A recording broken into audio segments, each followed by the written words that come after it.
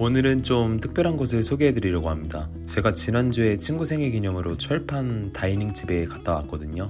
그런데 거기서 저녁 식사 초대권을 받은 거예요. 유튜브 채널명을 밝힌 적도 없었고 심지어 식당 다녀간 지 며칠 지나지도 않았었는데 우연의 일치인지 참 신기하더라고요. 가끔 식당에서 협찬이 들어오긴 하는데요. 여기는 내돈내산으로 직접 방문해서 먹고 너무 만족스러웠던 곳이기도 하고 심지어 디너타임에도 한번 방문해보고 싶다는 생각이 들었던 곳이었는데 어떻게 거절하겠어요. 식당 위치는 서울 신사동 리버사이드 호텔 안에 위치해 있고요. 주차는 발렛에 맡기시면 됩니다.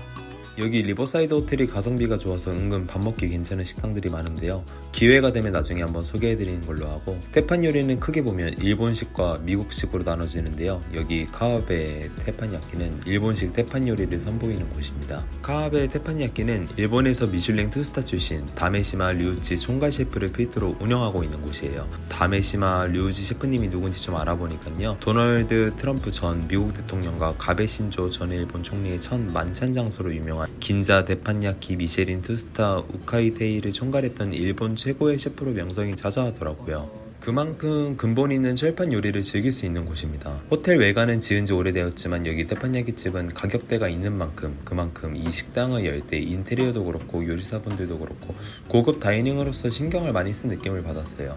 이런 태판 다이닝들은 아직까지 국내에서 막 대중적이지는 않아서 보통은 호텔 안에 다채로움을 주기 위해 하나의 포지션으로 자리를 잡고 있는 경우가 많습니다. 국내에서 대표적으로 알려진 곳으로는 그랜드 하얏트 호텔, 서울 태판집이 있는데 여기도 분명히 입소문만 난다면 서울에서 그런 데는 태판 다이닝집이 되지 않을까 예상해보고요. 방문 전에 런치나 디너 코스 음식들이 조금은 많이 겹치지 않을까 생각을 했었는데 런치랑 디너 코스 구성이 어느 정도는 많이 달라지고 있기 때문에 저는 괜찮더라고요. 심지어 가격대 생각해도 런치 디너 구성이 모두 알찬 편입니다. 코스는 뒤에 나올 음식들을 보면 알 수 있고요. 오늘 코스를 담당해주시는 셰프님은 일식 경력만 20년 이상 보유하고 계신 분인데 확실히 같은 식재료도 누가 어떻게 요리해주는지에 따라 맛은 차이가 있으니까 과연 어떨지. 그래서 예약할 때 저만의 팁을 드리자면 요청사항에 메인급 셰프님으로 식사 배정을 요구하시면 식당 측에서도 손님을 접객할 때 좀 더 신경을 써서 진행해 주실 겁니다.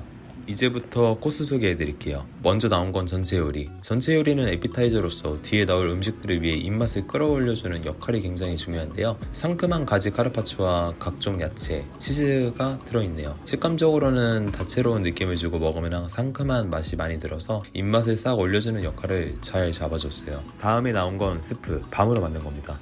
요리에 들어가는 식재료는 모두 최고 품질의 식자재를 사용한다고 하셨고요. 우선 스프는 딱 사람이 먹었을 때 가장 이상적으로 느낄 수 있는 그런 온도감이었습니다. 밤에 그 슴슴한 단맛이 스물스물 올라오면서 뭔가 맛으로 설명하기 힘든 고급진 맛이 난다고 해야 할까? 고소함과 단맛이 세지는 않은데 투머치하지도 않아서 오히려 좋다고 해야 할까? 아무튼 얘도 괜찮았습니다. 다음에 나온 건 제철 생선 요리인데요. 병어 아시죠? 병어 위에 간장 베이스에 크림 넣어서 거품 일으킨 미즈게라는 크림 소스를 올려주셨는데요. 병어 아래에는 구운 대파도 깔려 있습니다.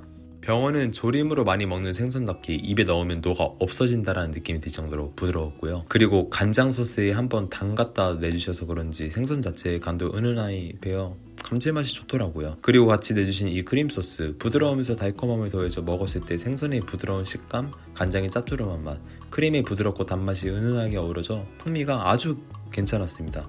거의 제가 먹었던 이날의 베스트 중 하나이지 않았나 싶습니다. 그리고 코스를 즐기는 동안 셰프님께서 이세에비를 열심히 구워주고 계시는데요. 사실 랍스터과는 꼬리 빼면 먹을 부위가 많지는 않아서 보통 꼬리는 구이용으로, 나머지 대가리는 육수용으로 많이 뽑아주십니다. 그리고 해산물의 잡내를 잡아주기 위해 마지막에는 플랑베를 해주시는데요. 철판 요리의 장점은 맛도 맛이지만 눈으로 먹는 재미라고 생각을 합니다.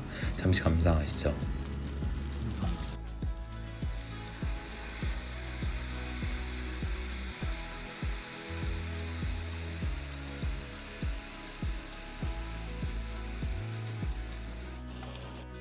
다 구워졌으면 잘 구워진 이세에비에 비스킷 소스를 발라주셔서 이쁘게 내주시는데요.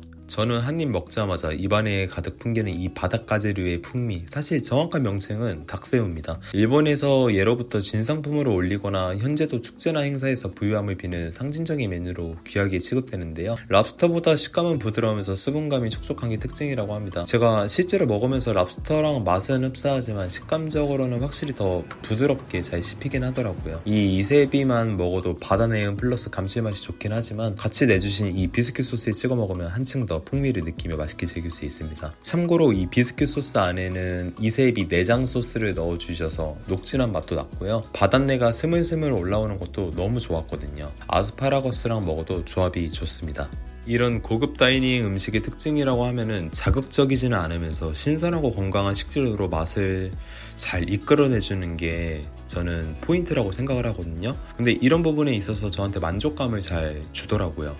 이렇게 다 먹고 나면 오랜 시간 소금과 다시마를 넣고 쪄낸 전복을 이쁘게 플레이팅해서 내주시는데요. 얘는 참고로 런치 타임에 방문해도 즐길 수 있습니다. 전복은 최대한 고유의 맛을 잘 느낄 수 있게 조리해 주셨다 말씀하셨고, 전복 아래 갈색 소스가 깔려있는데 양송이 버섯을 넣어 만든 르셀 소스를 같이 먹으면 된다고 설명해 주셨습니다. 그리고 앞에 초록색 소스는 버터에 파슬리가 들어가서 얘도 한번 찍어 먹어보라고 말씀을 해주셨고요. 전복 위에 이꾸라도 올려주셨고 같이 한 입 먹으면요, 굉장히 부드러우면서 다시마의 기분 좋은 향도 잘 올라오는 게 너무 고급진 맛이에요. 그리고 아래 깔려있는 르셀 소스도 전복이랑 굉장히 잘 어울립니다. 고급진 버섯의 향이 은은하게 올라오는 게 너무 과하지는 않아서 전복 맛을 해치지는 않았고요. 좋은 시너지를 딱 일으켜주는 느낌이라고 해야 할까? 그리고 전복 씨알이 굉장히 꽤 큰 편이라서 코스로 먹기에 양이 절대적으로 부족하지도 않았습니다. 저는 지난번에도 먹어보고 이번에도 먹으면서 느꼈던 점이, 얘는 정말 건강하면서 맛있게 즐길 수 있는 맛이구나, 이게 포인트였습니다. 전복 요리까지 맛있게 먹고 나면요, 이때부터 배가 슬슬 차오릅니다. 다음에 나온 건 메인 코스인 스테이크. 저는 스테이크와 츠케야키 하나씩 코스로 선택을 했고요. 저처럼 두 분이서 방문하신다면 하나씩 고르시는 걸 추천드립니다. 스테이크는 어느 다이닝을 가든 메인 코스로 항상 자리 잡고 있는 녀석인데, 여기가 또 일본식 태판 요리를 선보이는 집이니까 개인적으로 츠케야키 이 친구 선택 안 할 수 없잖아요. 지난번에도 너무 맛있게 먹었었고요. 굽기는 미디엄으로 골랐었고 아까부터 느꼈지만 음식 하나하나에 정말 정성이 많이 들어갑니다. 최적의 온도에서 구워질 수 있도록 뚜껑을 닫아주시고요. 스테이크는 레스팅도 해주시고 해줄 수 있는 기교는 다 해주십니다. 츠케야키는 최고급 트플 한우를 츠케야키에 맞게 고기 두께를 정형한 후에 구워주시는데요. 구운 고기는 직접 만든 수제 간장을 이용해 간을 내주셨습니다. 쯔케가 간장에 절인 음식을 얘기하는데, 일본 스시 오마카세에 가면 아카미츠케라고 간장에 절인 빨간 참치를 얘기하듯 얘도 일본 스타일에 맞게 간장에 살짝 절여주시는 거예요. 그리고 일본 스타일로 날계란에 찍어서 먹어주면 됩니다. 맛은 달콤하면서 짭짤하고 날계란의 고소함이 잘 느껴지고요. 이 식을 좋아하는 저는 개인적으로 굉장히 선호하는 맛이거든요. 입에서 녹는 느낌이랄까? 아무튼 카하베 테판야키에 방문하시면 이 친구는 꼭 드셔보셨으면 하고요. 스테이크도 아주 괜찮습니다. 스테이크에 알맞는 두께로 정형한 고기를요, 철판 위에서 겉은 바삭 속은 촉촉 정성스럽게 구워주시는데요. 안에 육즙을 가득 느낄 수 있게 레스팅까지 해주셨으니 대부분의 다이닝집에서 메인 코스 요리에 추가감을 붙여 스테이크로 변경하게끔 옵션을 다는데, 여기 카하베 테판야키는 모든 코스를 옵션 없이 즐길 수 있는 점도 저는 장점이라고 생각을 합니다. 심지어 다이닝에서 스테이크를 먹을 때 절반 정도는 아쉬웠던 기억이 있는데, 이 집은 다릅니다. 스테이크도 굉장히 맛있거든요. 한우 스테이크가 줄 수 있는 감동은 다 가지고 있었으니까요. 그리고 일본식 철판 스테이크 집에 가면 이 마늘 후레이크가 꼭 나오는 편인데요, 얘도 직접 눈앞에서 구워서 만들어 주십니다. 이 순간만큼은 일본에 있다는 착각이 들었으니까요. 이렇게 메인 코스까지 먹고 나면 배가 상당히 부릅니다. 그래도 아직 식사 코스가 남았는데요, 식사는 마늘볶음밥과 커리 라이스 중 선택이 가능한데 이것도 하나씩 고르는 걸 추천해 드리고요. 마늘볶음밥도 그렇고 커리라이스도 그렇고 모든 요리는 다 철판 위에서 조리해 주십니다. 마늘볶음밥과 커리라이스 모두 쌀로 만드는 거니까 포인트는 씹었을 때 밥알의 식감이 굉장히 중요하다고 생각하는데요. 저는 개인적으로 지난번 방문했을 때보다 이 식사 메뉴만큼은 더 훨씬 맛있게 먹었습니다. 밥알이 어쩜 이리 꼬들거리던지요. 볶음밥은 딱 과하지 않으면서 고소했고요. 커리라이스는 커리 자체가 굉장히 진해서 일본식 커리예요. 딱 커리를 살짝 넣어 볶아준 밥이랑 계란이랑 먹어주면 커리 러버로서 아주 만족스러웠거든요. 그리고 이세비 대가리를 넣고 끓여주신 미소국도 내주십니다. 런치로 먹었었던 미소국보다 훨씬 더 풍미가 있는 그런 시원함이었고요. 안에는 이나니아 우동을 넣어주셔서 면 요리가 나왔다는 기분까지 들었습니다. 이렇게 먹고 나면 정말 마지막 디저트가 나오는데요. 일본 테판야끼답게 일본인이 사랑하는 크레페를 직접 눈앞에서 만들어서 내주시고요. 버터와 팥을 넣어 만들어주셨는데 같이 곁들여 먹을 수 있도록 아이스크림과 생크림도 같이 내주십니다. 거의 일주일 만에 방문하다 보니 지난번이랑 같은 빙수를 내주시지 않을까 했는데 이렇게 크레페로 감동을 주시다니, 이게 눈으로 직접 만들어서 주시는 거랑 지난번에 빙수 자체로 그냥 내주시는 거는 정말 천지 차이라고 생각을 하거든요. 크레페 안에 들어간 팥은 너무 달지 않아서 단 거 좋아하시지 않는 분들도 즐길 수 있는 그런 맛이었습니다. 이렇게 다 먹고 나니까 정말 배가 터질 것 같았어요. 모든 코스는 끝났고요. 디너 식사권을 제공받아 방문한 카하베 테판야끼, 방문 전 맛평가는 솔직히 해야 한다고 양해를 구했었는데 실제로 내돈내산으로 방문했었던 곳이었던 만큼 디너타임의 만족감은 더 크게 들었습니다. 코스 하나하나 정말 아쉬웠던 점 하나 없이 다 맛있었고, 식사 시간이 약 2시간 정도 진행됐었는데 철판 위에서 만들어지는 요리답게 눈으로 보는 재미가 있어 시간 가는 줄도 몰랐었고요. 음식을 먹을 때 또 심지어 더 맛있게 느껴지는 그런 것도 있었고요.